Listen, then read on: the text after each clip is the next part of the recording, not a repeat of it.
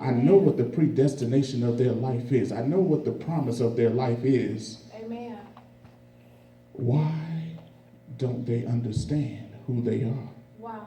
Why do they persecute themselves? See, we put ourselves on more crosses than anybody else. We tell ourselves that we can't do this and we can't do that. We can't go here. We can't go there. We'll never have this. We'll never have that. We won't be able to establish this. We won't be able to establish that. That's too good for me. I'm not good enough for that. We say so many bad things about ourselves, and God is saying, but you're a valley. Wow. Jesus. And if I didn't put the dry bones in the valley, then you would never know that you could speak to your situation and cause it to move and cause it to live. But you're speaking to your situation, and we go through so much because we look at the valley not like in Ezekiel. We don't look at the valley and say to God, "Oh God, oh Lord God, thou knowest all things." We don't look at it like that. We look at it when God asks us, "Can these dry bones live?" And we look at the situation and say, I don't know. Amen. I don't know. Amen. We look at our situation and we say, am I good enough for elevation? Wow. I don't know, Susie's been here longer than me. Wow. But let's talk about a little boy named David. Little boy named David out there tending the sheep.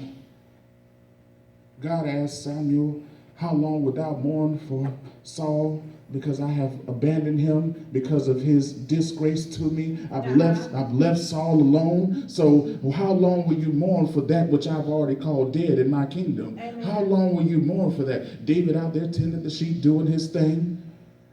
And God said, go to the house of Jesse and find there a king. So when he got to Jesse's house, he's looking through all the boys and all the young men and whatnot, excited, like, I know there's a king in here. Oh God, for sure, this is the king to be.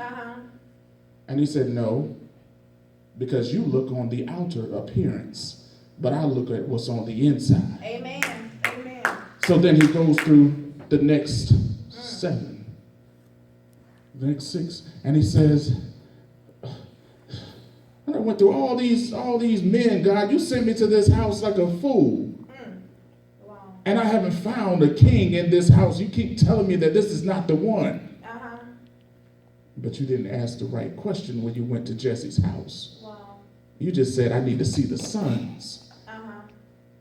Because I came to anoint them. Yeah. But you didn't say, are these all the sons? So now you have to ask a question that you should have asked in the beginning. And this is what happens. We start doing the work. And if we would have asked the right question at the beginning, we wouldn't have been in the chaos that we were in. Come on now. So here it comes. After he's gone through all that, after, it's not him, it's not him, it's not him, it's not him, it's not him. Who is it? Is there another? There's David. But David's out there with the sheep. Probably stinking. He's doing what he's doing. It's not, man, you don't want to see David. Not David. He said, well, we will not sit until he comes. And it said when David came in, it said, and they rose up, meaning that they were at a place of prayer. And when David walked in, God said, now anoint him. But we look at our situation and say because someone is older or someone looks more established or someone has a better countenance that we're not good enough. Wow. But if you look at the life of David, David was the least of these. David went to a war to face a Goliath that was not even his challenge. Wow. He had to face the Goliath because his brothers were not man enough to establish themselves to stand up against Goliath. Wow. So what Goliath is standing in front of you that is not meant for you, but you have to take Goliath down because the people that came before you were not powerful enough. Amen. They were not prayed up enough.